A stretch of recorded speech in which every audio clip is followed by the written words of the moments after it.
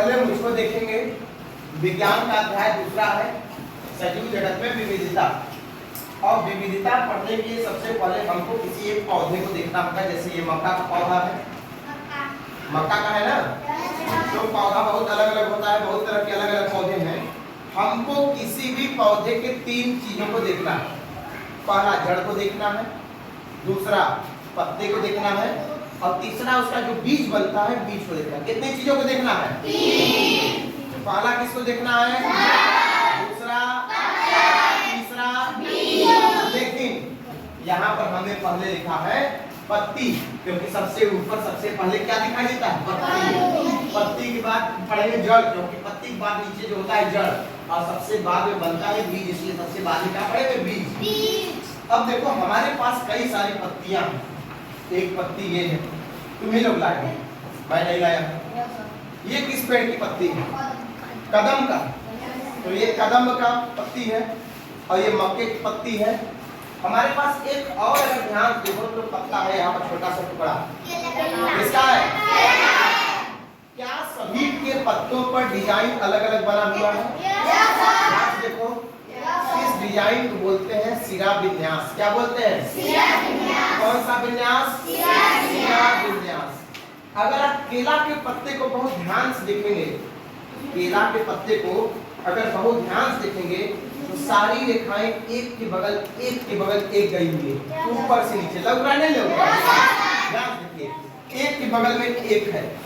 केला के पत्ते में जो डिजाइन रहता है वो एक लाइन रहता है, रहता ही नहीं रहता। तो देखिए ध्यान से, इस डिजाइन को अगर मैं बताऊं तो केले के पत्ता में डिजाइन, केला का पत्ता तो ऐसा रहता है, ठीक है। तो एक छोटा सा टुकड़ा ले लीजिए, आ जाओ अपने बेंच पर सीधे जाकर बैठो, तो उसमें बगल में कुछ ऐसे ही एकदम पतला पतला डिजाइन है कि नहीं है? अच्छा, अगर मक्के का पत्ता हम लोग लें तो मक्के का पत्ता भी देखिए, इसमें भी बगल डिजाइन एकदम लाइन खड़े ये भी गया हुआ है, एकदम एक के बगल एक। तो अगर मक्के की पत्ता को हम लोग बनाए तो मक्के का पत्ता किस तरीके से है, इसको मैं मिटा देता हूँ। मक्के का पत्ता अगर हम लोग देखें, और धान का भी पत्ता उसी तरीके से रहता है।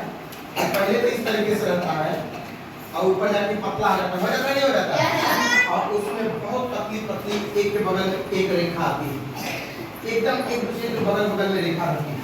और जहाँ पर बगल में रेखा रहती है, ऐसी रेखाएं जो बिल्कुल एक दूसरे के बगल होती हैं उनको बोलते हैं समांतर रेखा। क्या बोलते हैं?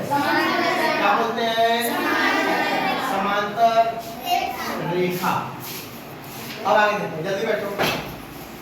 ये जो समांतर रेखा है, समांतर रेखा जो इसमें दिख रहा है, इसके पत्ते की डिजाइन, और इस पत्ते की डिजाइन को हमने क्या बोला है? सिरा विन्यास। क्या बोला है? सिरा विन्यास। तो ध्यान देने वाली बात यह है, इनको कोष्टक में लिखता हूं मैं, सिरा विन्यास, सिरा विन्यास। आ जाओ रोशन, अंदर आ जाओ, नहीं आओगे अंदर। ये है सिरा विन्यास। इसमें जो सिरा विन्यास है वो है समांतर सिरा विन्यास। कैसा सिरा विन्यास? समांतर, सब का सब लाइन एक दूसरे के समांतर है। अब बात करते हैं, ये किस गाछ का पत्ता है? और ये किसका है? लीची का।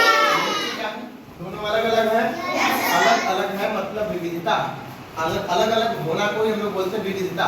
ये अलग है, ये अलग है, मतलब दोनों में विविधता है, ठीक है।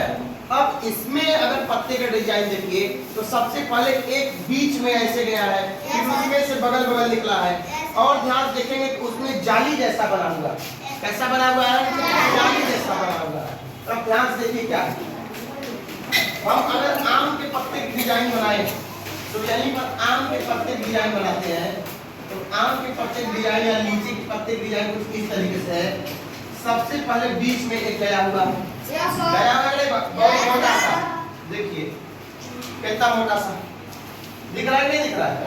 और मक्के का पत्ता अगर आप लोग देखें तो मक्के के पत्ते में भी एक मोटा सा गया है, लेकिन आम वाले में से उस मोटे में से बगल निकला है, और मक्के के पत्ता में उसी के बगल ऊपर गया है। यानी इसमें से इस तरीके से बगल निकला हुआ है, और इस तरह का अगर होता है तो इसको बोलते हैं जालिका सिरा विन्यास। क्या बोलते हैं? जालिका सिरा विन्यास। और जिसमें मोटा वाला पतला बगल बगल रहते हैं उसको क्या बोलते हैं? उसको बोलते हैं समांतर शिरा विन्यास। कदम का पत्ता किसका पत्ता है? इसमें भी ध्यान देखिए तो सबसे पहले एक मोटी सी रेखा जैसी नस गई हुई है, जैसे नस हमारे हाथों में रहता है फूल वाला, उसी तरीके से मोटा सा नस गया हुआ और फिर उसमें से बगल बगल निकला। दिख रहा है कि नहीं दिख रहा है? तो जहाँ पर इस तरीके से पहले एक मोटा सा उसमें से फिर बगल बगल निकलेगा उसको बोलते हैं जालिका शिरा विन्यास। क्या बोलते हैं? तो उसके बीच में भी देखेंगे तो पतला पतला जाली जैसा बना रहता है। ध्यान से देखिएगा पत्ता को, उसके बीच में क्या बना रहता है? जाली जैसा बना रहता है, उसको बोलते हैं जालिका शिरा विन्यास।